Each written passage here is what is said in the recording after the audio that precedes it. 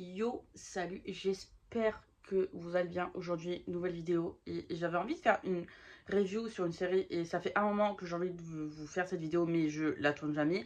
C'est enfin le moment venu, j'ai commencé une nouvelle série en ce début 2025. Vous savez très bien si vous avez vu la vidéo sur ma nouvelle série que j'ai commencé en 2024 que j'avais pas forcément eu des séries tip top à part Outer Banks. Mais là je vais pas parler d'Outer Banks, je vais attendre la dernière saison de la saison 5 pour vous en parler, pour faire une review dessus.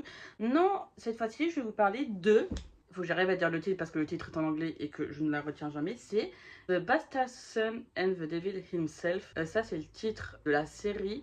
Mais la série est tirée d'une trilogie qui s'appelle... Attendez. Half Bad. Du coup, vous allez me dire, mais raconte quoi cette série? Même, je devrais dire mini-série vu qu'il n'y a qu'une saison qui reprend que le premier livre parce qu'il y en a trois et que vu que ça vient de Netflix a décidé d'arrêter vu qu'il n'y avait pas assez de téléspectateurs qui regardaient la série. Voilà, mais en soi, la série est bien. Moi, en tout cas, j'ai grave kiffé. My name is Nathan Byrne.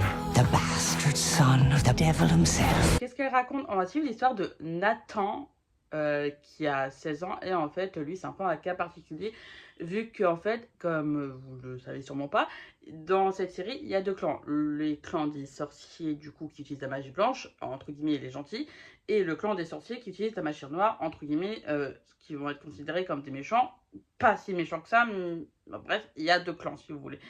Et Nathan, la particularité qu'il a, c'est qu'en fait, c'est un peu un hybride, c'est-à-dire qu'en fait, sa mère est sorcière de la magie blanche et son père est sorcier de la magie noire. Sauf qu'en fait, il a été pris à la naissance et voilà.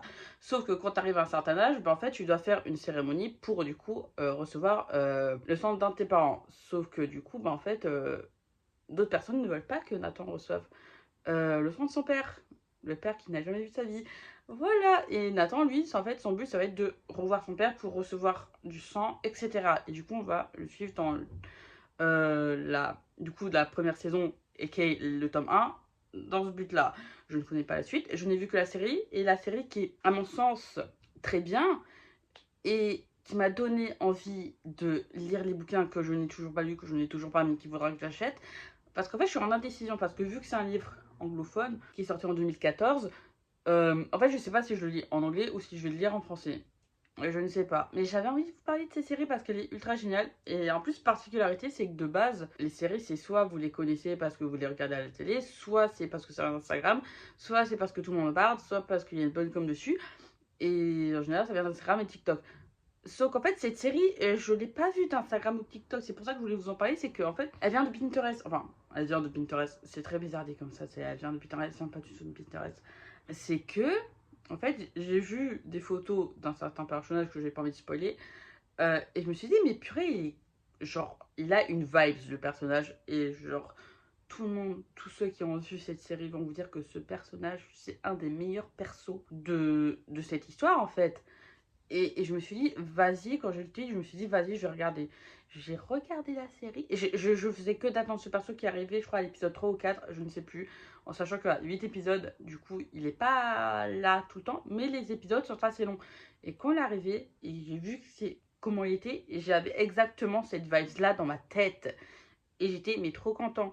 Après, juste, on va clarifier les choses. Moi, je classifie. Wow! Vous savez, une classification avec les âges, genre 10 ans et plus, 12 ans et plus, 16 ans et plus. Moi, je mettrais plus ça dans 16 ans et plus parce qu'en fait, il y a des moments qui sont quand même assez hard, j'ai envie de dire. Mais moi, je suis en train de manger comme ça, je regardais le truc, je suis en train de me dire, ok! Genre, c'est assez complexe comme truc. Enfin, genre, c'est assez facile à comprendre, mais c'est assez. Genre, quand tu les vois, tu dis en fait, à côté d'autres séries, c'est rien. Mais en tout cas, j'ai kiffé ma série. Et en plus, il y a une chose que j'ai bien kiffé quand j'ai lisé les commentaires, c'est qu'en fait, oui, c'est une série anglophone, mais en fait, il y a des personnages en fait dedans qui ont la nationalité française, vu qu'en fait, à un moment, ils vont aller à Paris. Ce que tout le monde a bien kiffé, dont moi, c'est qu'en fait, les acteurs, enfin, les personnages français sont joués par des acteurs français. Voilà, parce qu'en fait, des fois, dans des séries, quand c'est d'autres nationalités, en fait, ils prennent pas forcément. Enfin, ils vont prendre un acteur de leur nationalité, ils vont lui dire, bah, c'est pas grave, tu parles français, ben voilà. Sauf qu'en fait, là, c'est vraiment genre des acteurs français. En fait, juste, oui, ok, bon, quand tu regardes en anglais, ils vont parler en anglais, ils vont avoir l'accent français. Mais justement, en fait, c'est ça rend le personnage d'autant plus authentique. Du coup, je kiffe, c'est... Voilà, j'ai grave kiffé ce petit aspect-là. Ce qui m'a encore plus fait apprécier le personnage, parce que au moins, ok, physiquement, je sais pas s'il s'approchait énormément du personnage décrit dans le bouquin, mais au moins, les scénaristes, ceux qui s'occupaient du casting, les directeurs de casting, ont pris en compte le fait que des personnages venaient de France et que du coup, ben, ils parlaient français. Que du coup, plus dans la série, vraiment, si vous regardez en anglais, il y a beaucoup de passages où en fait, les personnages du coup français parlent en français. Exactement. Exactement, parce qu'en fait, je viens de recevoir une notification et je vous dis exactement, alors qu'en fait, c'est à la notif que je dis exactement, ce qui n'a rien à voir. Par contre, en fait, un aspect que moi qui m'a un peu saoulé, c'est Nathan. Enfin, je l'apprécie beaucoup, mais c'est un peu un petit joueur au niveau sentimental. Si vous voyez ce que je veux dire.